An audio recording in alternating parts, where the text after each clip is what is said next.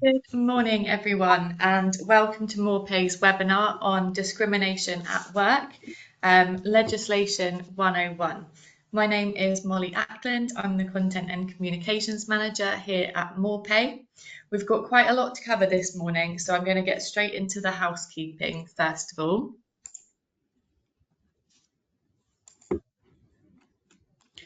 Okay, so in terms of the agenda for this morning, Lynda will start off by talking about understanding discrimination and the different types that you need to be aware of. She'll then explore the legal framework before we look at real case law examples and how not to handle discrimination. Lynda will then cover how you should handle discrimination, and finally we'll move into the Q&A section where you'll have an opportunity to ask Lynda any questions that you might have.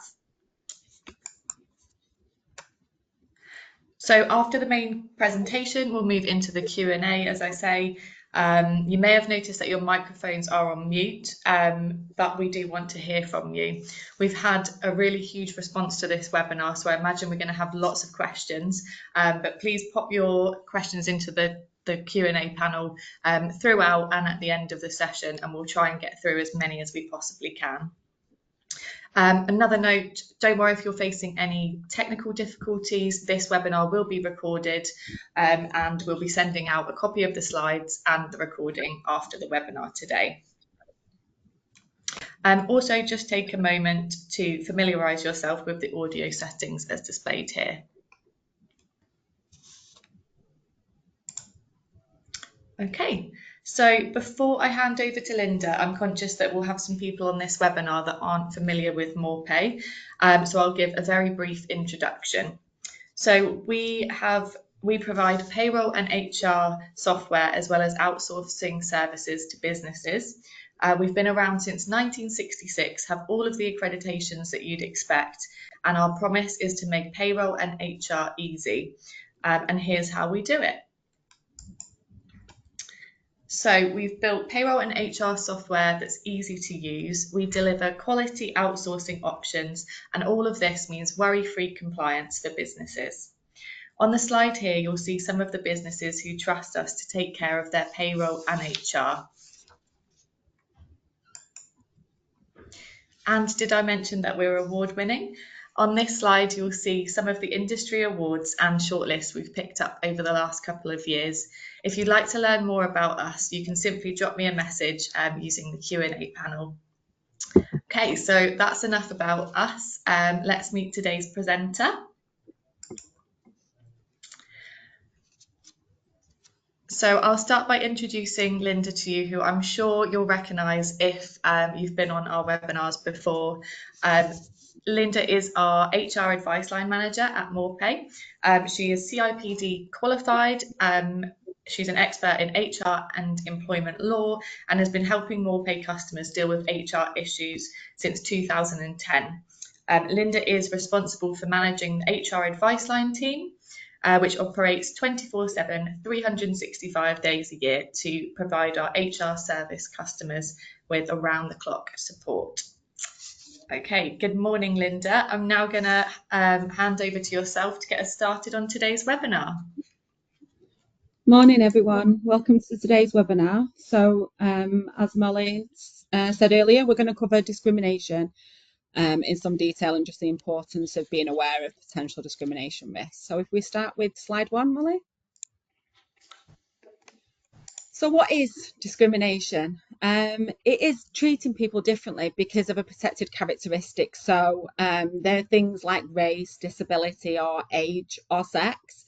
It's not always obvious, you know, you've just got to be careful because it can have a huge impact on your workplace and your business itself.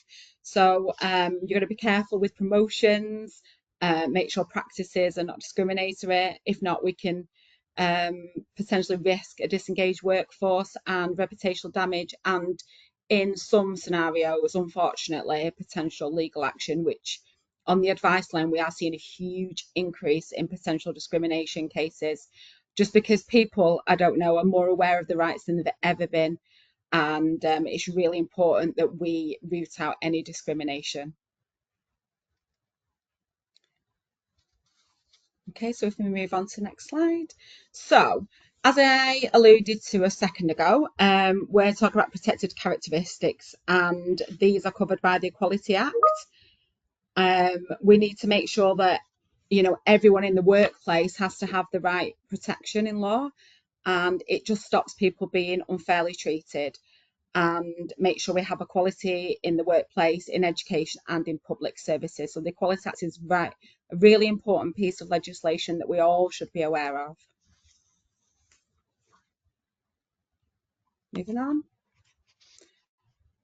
Okay, so I'm going to go into detail about what we call the 9 protected characteristics.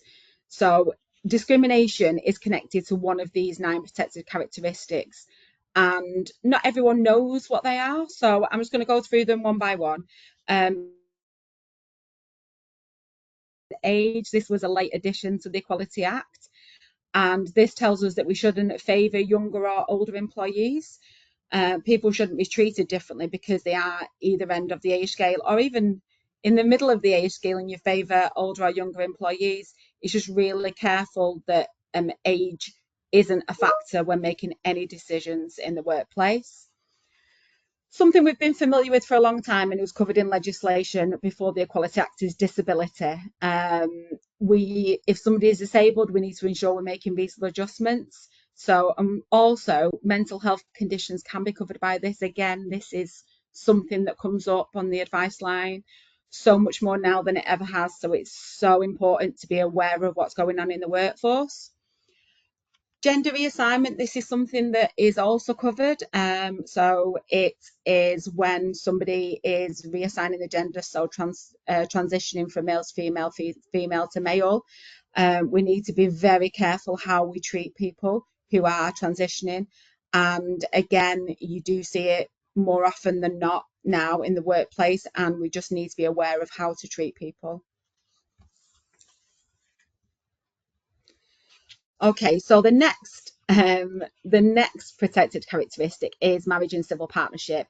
So we shouldn't be penalising people because of their relationship status. You know, people shouldn't be favoured because they're married versus other people who are single. You know, might want to go on a night out with, as opposed to somebody who's married and would be in on a Sunday night. You know, that shouldn't happen in the workplace, and you know, it does occasionally, so we should be careful. Pregnancy and maternity, so we shouldn't treat anyone differently because they're pregnant or on maternity leave or parental leave, even shared parental leave, which is something that more employees are taking up now more than ever. We shouldn't discriminate against people because of their race. So this is because of their ethnicity, nationality, or skin colour. Everyone should be treated equally, no matter how they come across to you. Religion or belief shouldn't be taken into account when making decisions about staff. We shouldn't be excluding somebody because of their religious or philosophical beliefs. Sex is one that does come up time after time, and we shouldn't treat people differently because of their sex. This includes things like pay rates. You know, strangely enough, I did have somebody that phoned and wanted advice on what was the disabled person's pay rate. And in this day and age, it's shocking that people can still have that mindset. So again, we need to ensure that people are being paid on their qualities and how they perform, not their sex or their physical ability to do something. And then finally, we've got sexual orientation. So we shouldn't discriminate people depending on who they're attracted to. That is nothing to do with the workplace, and you know, there is this right to keep your home life private as well. So we just need to be careful that we don't make any assumptions or decisions based on sexual orientation. Okay, so I'm just going to give you a bit of an overview of the types of discrimination because people do sometimes get confused. So direct discrimination is when somebody is unfairly treated because they have a protected characteristic. So if somebody applies for a job, maybe they're young, you don't think that, you know, they've had any experience, we've got to be careful to directly discriminate because of people's age, religion, belief, sex, sexual orientation, and so on. Indirect discrimination is a bit different. So it's where we have a policy or a rule in place in the workplace that only affects a certain majority of or minority, sorry, of people. So if everyone else gets a pay rise, but if you're off on long-term sick, you don't get one, you're potentially at risk of discriminated against somebody, indirect discrimination, because the rule says you've got to be in work to get a pay rise. So that could also affect people on maternity and paternity leave as well. So yeah, indirect discrimination is a bit different. It's when there's a rule or a policy in place that alienates a particular set of people. Harassment. So harassment is unwanted behaviour towards somebody that creates a hostile work environment, and that could be a number of things. It could be sexual harassment. It could be excluding people because you're not wanting to mix with a certain person with a certain protected characteristic, and harassment is generally connected to a protected characteristic. So we need to make sure that everyone's educated and not harassing other employees. And that is even more important now we've got new legislation in regards to sexual harassment. So yeah, victimization is also a form of discrimination. So if somebody's raised a complaint about a protected characteristic, and then subsequent to that they're treated differently because of it, they could potentially make a claim of victimization. So we need to be careful when we're dealing with people, because we need to understand what's gone before taking future steps. Another form of discrimination is discrimination by association. This doesn't come up very often, but it is a very real worry for workplace, to ensure that we're not treating somebody unfairly because they have a connection with somebody that does have a protected characteristic. It's important to note at this time that we don't pregnancy, maternity and marriage and civil partnership are not covered by discrimination by association currently, but who knows, in the new world it might be something that we will have to worry about in the future. But at the moment it's only connected to 7 of the protected characteristics. And then finally, discrimination by perception. So if somebody's treated unfairly because they're perceived to be somebody who is maybe disabled, maybe somebody that you perceive to be of a particular racial demographic, they don't actually have to be that demographic. It's just if you perceive them to be and they are treated discrimination because of it, then that can be a huge issue. Okay, so what's the law? So we're just going to have a quick look through the legal framework and the employer's responsibilities. So we need to make sure that policies are in line with the Equality Act, and that we create an inclusive environment where discrimination, it just doesn't happen. That's what we need to do as organisations. To do that, we advise you've got fair policies in place, particularly around things like promotions and recruitment. Disciplinary processes should be inclusive and unbiased. We need to ensure that everyone's being paid equally. I know if you're a larger organisation, you will have to publicise your gender pay information, but even for smaller organisations, it's really important that we look at what we're paying people across the board and ensure people are paid fairly, regardless of gender or whether they've got any disabilities or really anything covered by the Equality Act. If people do have disabilities, we need to ensure that we make reasonable adjustments. So we need to support people with disabilities for them to remain included in the workplace and give them the same fair opportunities as everyone. We also need to prevent harassment. Like I said, there's new legislation in place that prevents harassment. And, if one of our members of staff harass another member of staff, we as employers can be liable for it if we fail to take any action and we fail to prevent. So it's really important that we take proactive action to prevent harassment. So failure to do this, what's the risk? The risk is that we're going to face a tribunal claim, which there will be a financial penalty if we lose that claim. and it could also result in reputational damage. A lot of these cases hit the headlines, and you know, we don't want our names attached to any kind of discrimination. And then finally, I suppose, is the financial implications of a case for discrimination. The compensation's uncapped at tribunal, so it can have a huge financial impact on the organisation. So it's really important that we understand what's going on in the workplace and we take action where appropriate.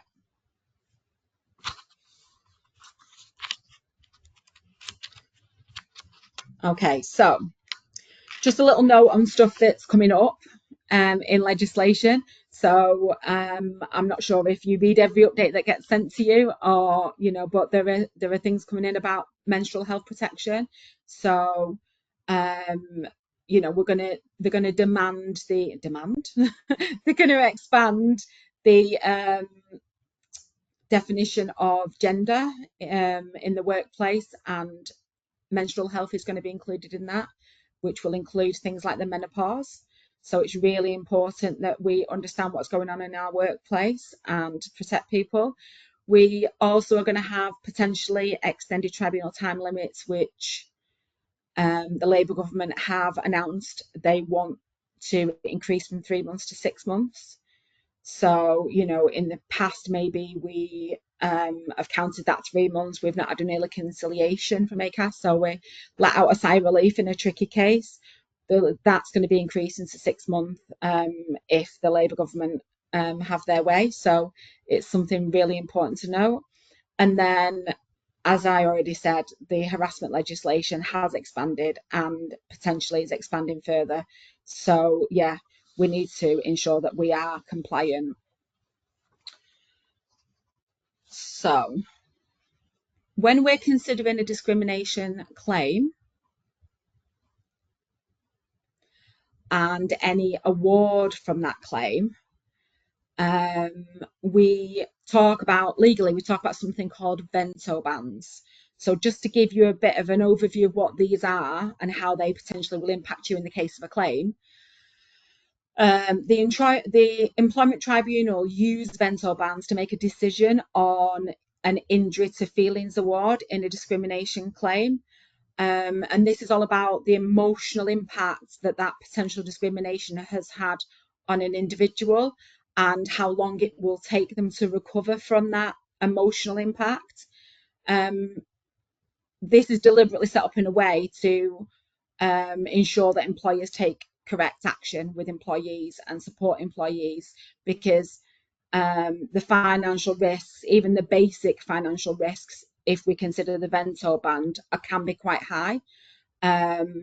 So I'll just give you an overview. So the lower band at the moment is so this is a one-off incident of discrimination, the lower band, and compensation can range from between £1,000 to £9,000. So if somebody complains of a one-off incident of potential discrimination, that goes to tribunal, the employee wins, they would get potential injury to feelings within that value.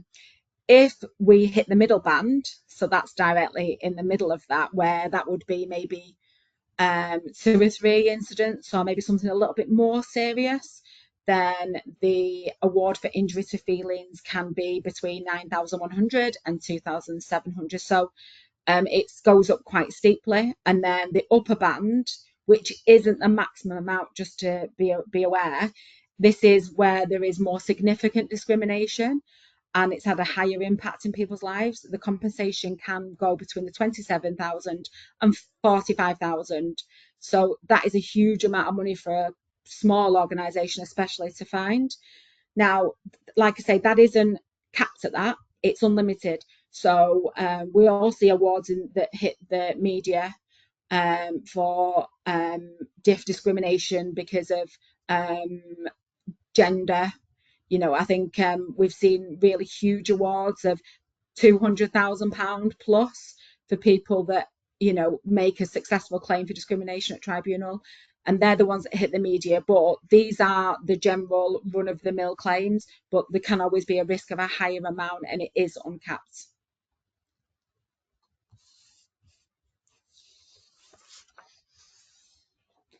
Okay, so if we just move on, Molly. So this is just some examples of tribunal awards that were awarded in 2023, 2024. So we can see the maximum award here. I'm not going to go through every single one of them because you can read this in your own time. But the average award is something that is really, really important that we can look at.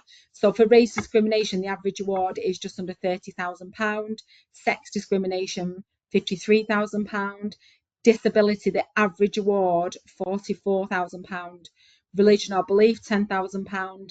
Age discrimination, £102,000, and sexual orientation, £27,000. So these are just some ideas of the potential repercussions of discrimination in the workplace. And like I say, that's the average award. The maximum awards are a lot higher. So yeah, it's really important that we get our house in order and make sure we take proactive steps to avoid discrimination. So discrimination can be positive. If we just move on, Molly. So there are certain situations where discrimination can be justified, and these are few and far between. But if an organisation can prove that there is the need for this positive discrimination, we can do it. But in other situations, it might not be lawful to discriminate against somebody because of, say, I'll give you an example I hit on yesterday, strangely enough, on the advice line. It was a ministry, and they wanted to employ people only of a particular belief. And although at times for certain roles, it can be legal to discriminate and say, I want somebody of this belief. Then say if they were a missionary going out and spreading the religious message, then potentially it can be justified. However, your cleaner doesn't have to practice the same religion as the organisation. Your finance director, there has to be justification for having a particular protected characteristic when you're recruiting for a role. And if you're not sure if you have got suitable justification, I would encourage you to take advice from us or your HR department. So how do we not handle discrimination? Well, these are just a few examples of case law where people didn't follow the right process. So in Rentokil versus Miller, employee was dismissed without being offered reasonable adjustments. And it's not just about offering them reasonable adjustments. Even if you don't believe the reasonable adjustments will work, you should offer potential trial. Ultimately, you might have an opinion, but it might not necessarily be factual. So I would always say, if you feel you can't make reasonable adjustments, have that in the back of your mind, but please try and take steps appropriately to ensure that you support your employees with their disabilities before potentially dismissing them. Just because, as I've just discussed, the ramifications can be huge. Okay, so moving on to the next case. So this is apologies, I'm probably not saying this wrong, but Carosi and the Uni of Hertfordshire. This is a case from 2024. So they were subjected to comments about their strong Brazilian accent, including that they couldn't be understood, which resulted in their resignation. And what the Employee Appeal Tribunal found is that comments about an accent can be linked to their ethnic identity, therefore potential racial discrimination. So just be mindful that comments that are made can be racially insensitive, and we need to ensure that we've got policies in place to support employees so that they're not treated unfairly because of this. So what are the key lessons? So as discussed, don't ignore reasonable adjustments. We have a legal obligation to provide reasonable adjustments for any employee with a disability. Be cautious about workplace policies, ensure that they don't exclude particular minorities, because we don't want to risk an indirect discrimination case. Really importantly, you need to train your managers, because managers sometimes are left on their own to make decisions that maybe aren't necessarily legal, and it could just be that they're just not sure what they're doing. They just don't know what they've done is potentially discriminatory. So make sure you train your managers, so that they understand the law and that they can make appropriate decisions as well, or even give them an opportunity to come to you if they're not sure. Make sure you have, or the advice line. If you're a client, then make sure they phone us and make sure that any action they're taking is not discriminatory.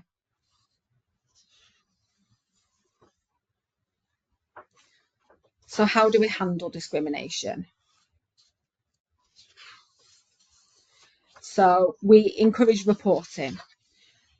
With the implementation of the new legislation around sexual harassment, I feel like most workplaces should have already put something in place to encourage reporting, whether that's an anonymous email address, whether that's a phone line, whether it is just a box in reception that people can put the concerns in. There should be some way of potentially reporting discrimination in some way so that people don't fear reprisal, and then also you should also promote your grievance processes. That'll be in your handbook. People forget, people read a handbook at the start of their job and never look at it again, so it's always important to reinforce different areas of your handbook, whether you do that en masse, the entire handbook, or whether you break it down and maybe every 6 months run a session on a particular part of your handbook just to refresh it with your staff. It's really important that people are aware of how to report concerns. Investigate fairly. Investigations need to be impartial, so we don't just speak to the people who are complaining, we also speak to the people who are not complaining, see what they've witnessed, to get a balanced view in an investigation. Ensure we gather all witness statements, that we review policies, and that we consider reasonable adjustments or mediation. Sometimes issues can be solved quite simply with a facilitated conflict conversation, just to prevent things escalating to a claim. We would also advise that you take action. So if we do find discrimination, we should take appropriate action. So that could be disciplinary action against the responsible parties, updating policies to close gaps in compliance, or training and awareness programs to prevent future incidents. So if something has been found to happen, there shouldn't be a repeat of that. The managers involved should, well, potentially they could be dismissed depending on the nature of the discrimination. But if it's not of their doing, but they fail to act on it, maybe there is a conduct issue there, but maybe it's more of a training issue. So maybe that we constantly review what we're doing as an organisation and have training processes in place to prevent further incidents. And then step 4 is ongoing prevention. So it's more than just dealing with a one-off complaint. It is encouraging an inclusive culture, and just regularly ensuring that everything in the workplace is inclusive, have clear anti-harassment policies, and then importantly leading by example, because if a manager is being discriminatory and not being picked up about it, how can we expect our staff to be open and inclusive? So that's probably one of the most important things, is to lead by example, because if management don't tolerate particular behaviour, then that gives a clear message to the staff to say that this will not be tolerated by the organisation.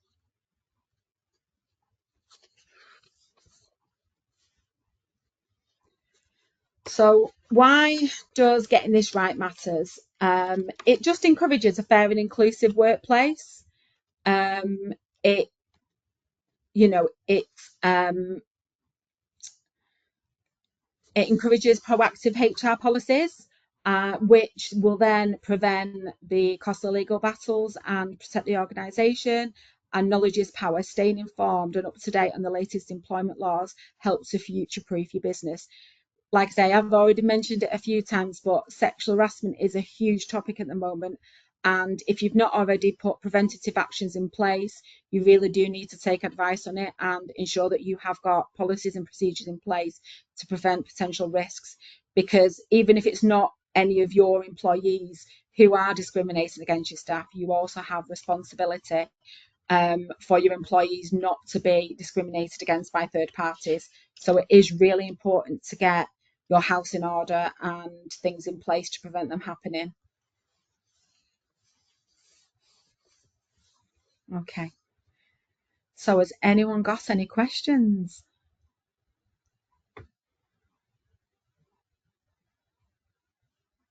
Brilliant. Thank you so much, Lynda. That was brilliant. Really informative session.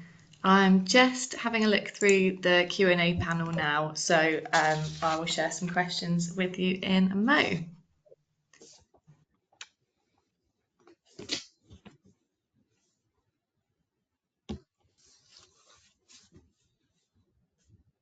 Okay, we've got a lot of questions in regards to a copy of the slides and a recording of this session. So yes, absolutely. If you have registered, I will be sending out a follow-up email later today with a recording of today's session and a copy of the slides. So that's no problem at all.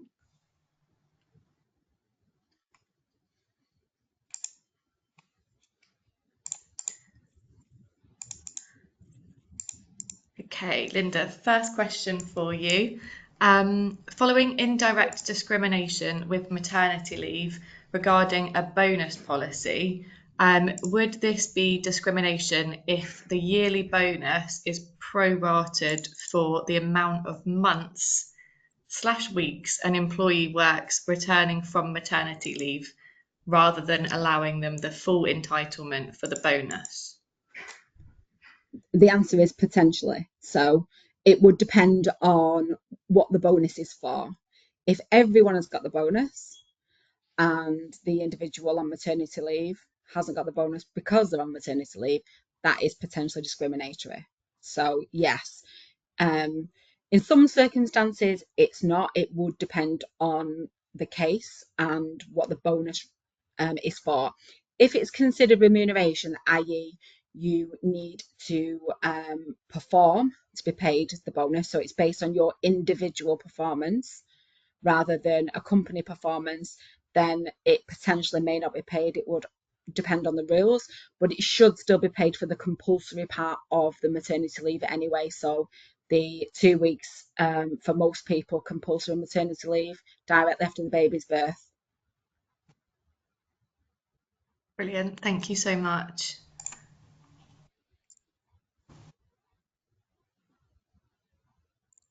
Okay, this one's interesting here. So in terms of lawful discrimination, what about those who work in the health industry? So for example, doctors needing to be non-smokers.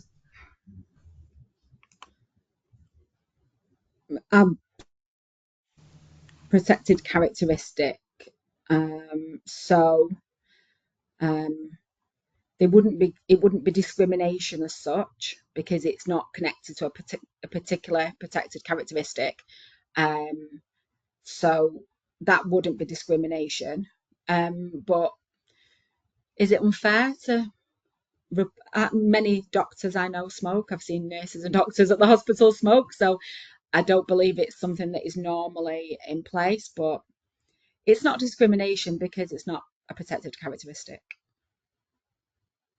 Yeah, makes sense. Thank you.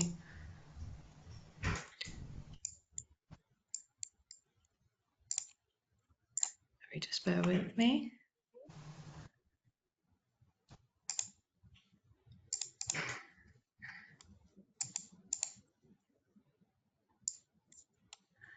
Okay, another question here. How can you guarantee that there is no discrimination in pay when people are at different stages of their career and length of service may mean that some are paid more for the same role because they haven't had, because they have had several pay increases over that time? So I suppose it depends on your internal policies. So if your pay is linked to service, i.e. the longer you work with us, the more you get, that there is a potential risk there with age discrimination, because the longer somebody's with you, the more likely that they are older. So if you've got somebody younger coming in the workplace and they're not getting the same pay as people that have worked with the organisation longer, then there is a risk that it's potentially age discriminatory. I suppose we need to look at like for like. I would believe that it would be quite unusual to have people who are in the workplace on a huge salary and have newer people come in on less of a salary, just because it's hard. It has been harder to recruit over the last few years, and therefore it's been an employees market, and they then have demanded higher salaries for maybe work that you currently paying somebody less to do. So I, I would doubt that in a lot of places, long-term staff should have a lot more than newer staff. But it does happen, and it could potentially be challenged as discriminatory. Um, I suppose we just have to be clear why we're giving pay rises, and as long as we make an audit trail of what we're doing and why, and as long as we haven't got male-female split, so a male employee's been with the company the same amount as a female doing same or similar work, there shouldn't be too much of a difference between the pay. So it would depend on the situation, but it could potentially be challenged as discriminatory. Great, thank you, Lynda. A question here from Iona. May I ask how I can encourage those above me to take these elements seriously? Sorry.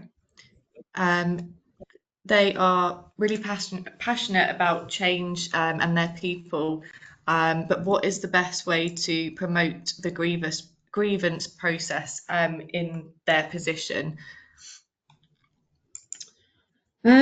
So I suppose people that in higher up positions should automatically be more interested, because they are responsible normally for other people. So you would like to think that once you get to management that you are naturally curious about these things. But I suppose not everyone, people don't always take HR seriously, so it is difficult. I suppose you could show them this webinar and maybe show them the tribunal awards, because that's they're scary figures, and no one wants to face that kind of award at tribunal, and especially not an uncapped award in more serious cases.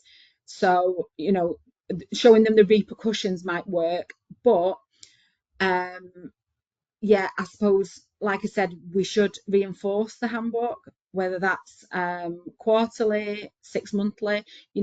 Where I've worked in the past and where we work now, we have compliance training so that all staff repeat this training every year.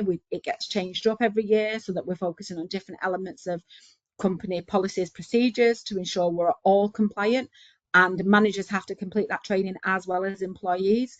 And management should be the message should be put out to the managers to say this is more important for you, to ensure that everyone is doing this training and understanding the training and being compliant with the training. So it's all about responsibility. Maybe you include it in targets, maybe you all managers speak to the MD, and all managers are targeted with creating an inclusive workplace and ensuring that employees are aware of potential types of discrimination, and be proactive to build a good culture.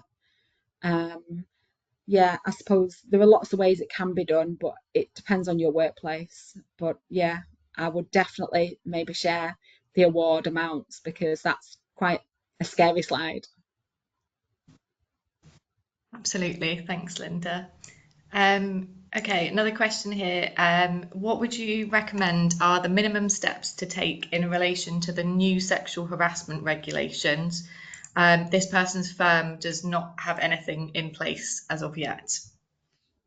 So, um, like I've just said earlier, I would have a clear reporting structure. So, um, whether it's a whistleblowing line or um, just some way of people being able to raise concerns without fear of reprisal. So it should be anonymous if it can be. Some people aren't bothered and are happy to share, but other people are reluctant to share because they're scared of fear of reprisal.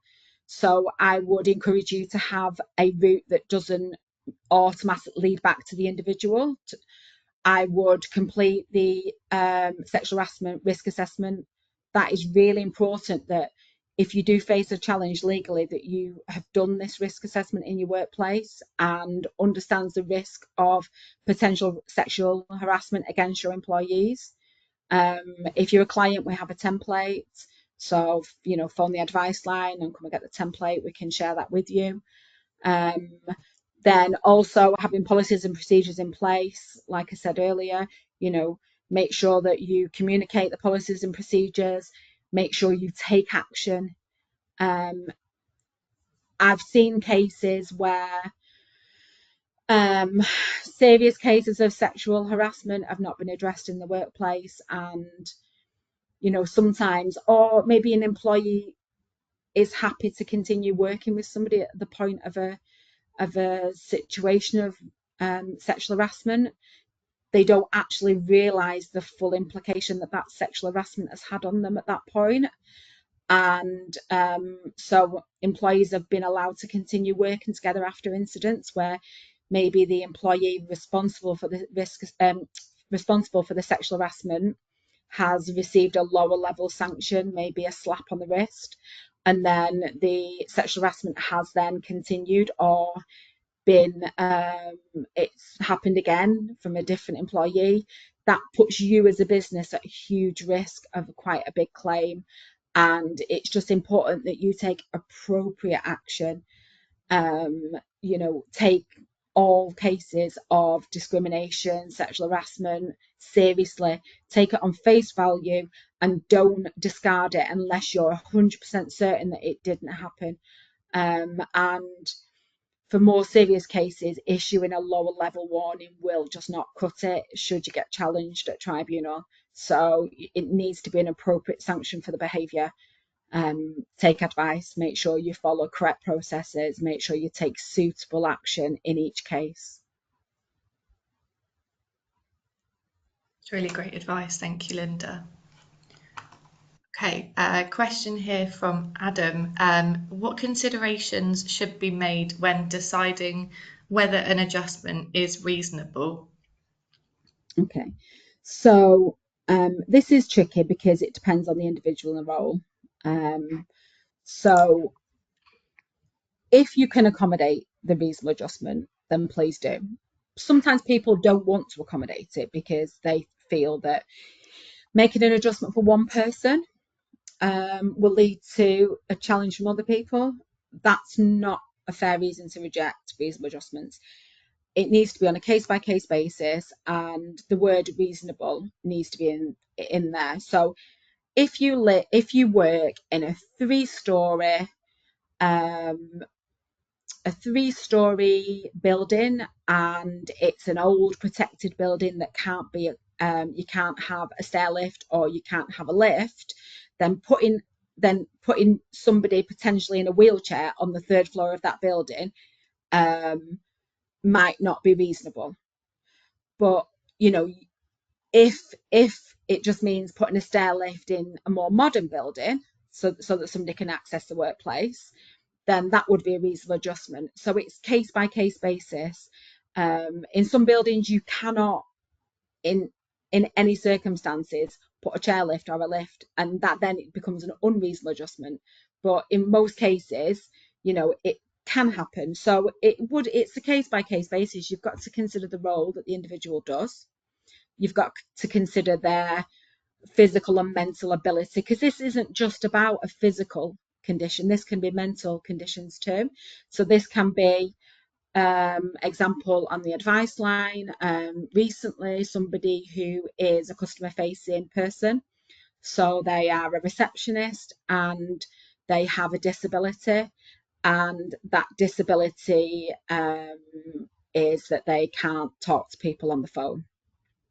So what you need to consider in that case is what adjustments can you make to keep that person in their role. And if you follow medical advice and get medical opinions and there really is nothing you can do to keep that receptionist in that role, then you've potentially got a medical capability situation. However, if there is other work they can do for the organisation that doesn't involve face-to-face contact, then that would then be a reasonable adjustment. So it really depends on the case, the situation, the individual. Each case should be treated on its own merits, and we should always get a medical opinion, because even though we feel something isn't reasonable, we're not medical specialists either. So we ideally will get a medical opinion, whether that's from the employee's GP, whether we go to an independent GP, or whether we refer to occupational health. There should be a medical opinion to support you really with what is a reasonable adjustment. But take advice on a case by case, because they can be so different. Excellent, thanks, Lynda. I think we've got time for just a couple more questions. Another one here. Is it classed as discrimination if a flexible working request for childcare is refused, but the business do have valid business reasons?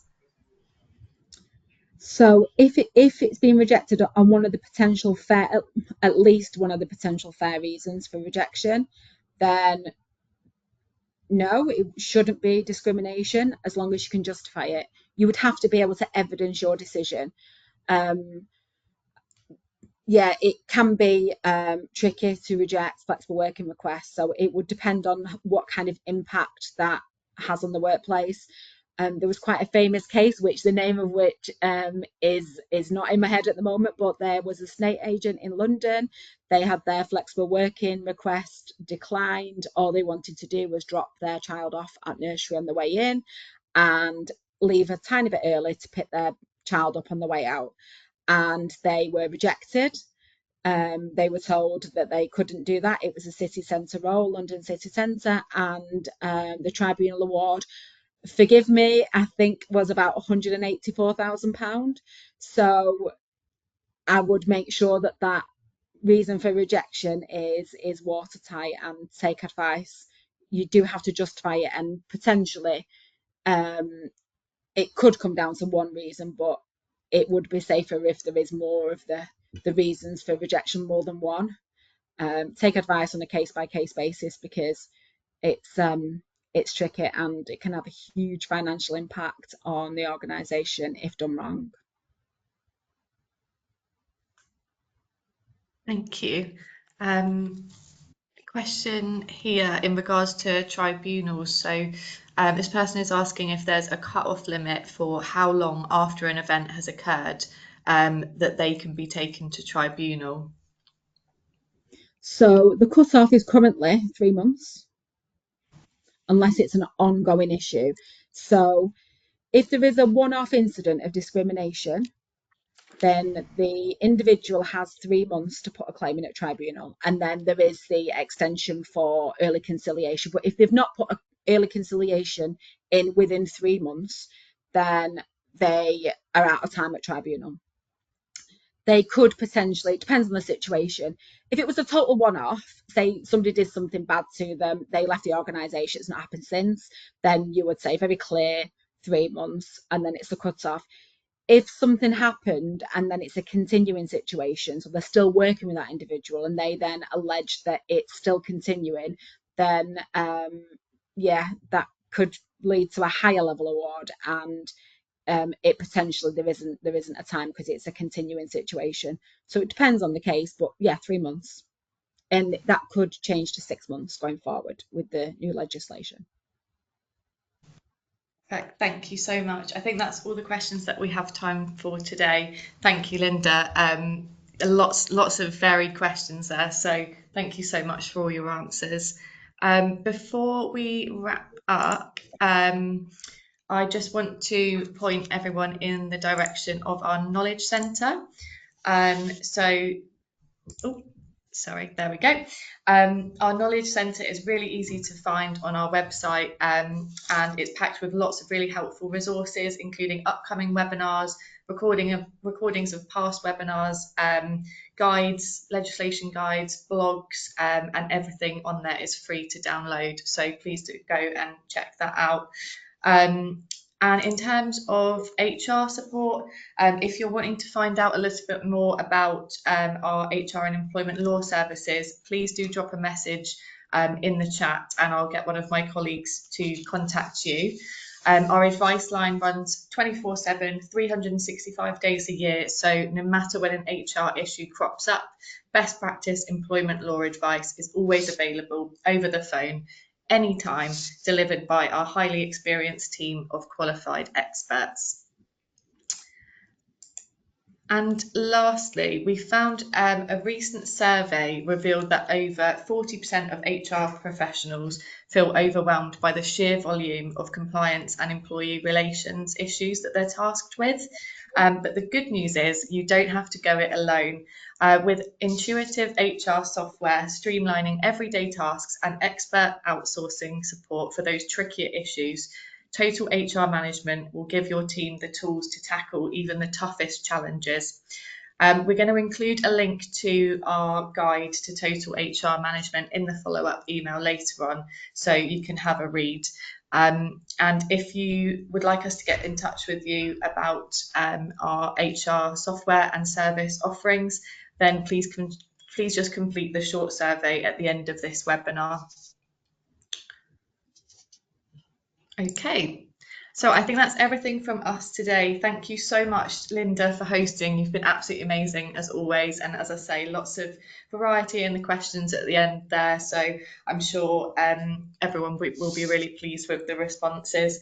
As I said earlier, we'll be sending out a copy of the slides and the recording of today so that you can re-watch if you'd like in your leisure. Thank you so much again to everyone for attending, and thank you to Lynda, and I hope you have a lovely day. Thank you so much. We're now going to close the webinar.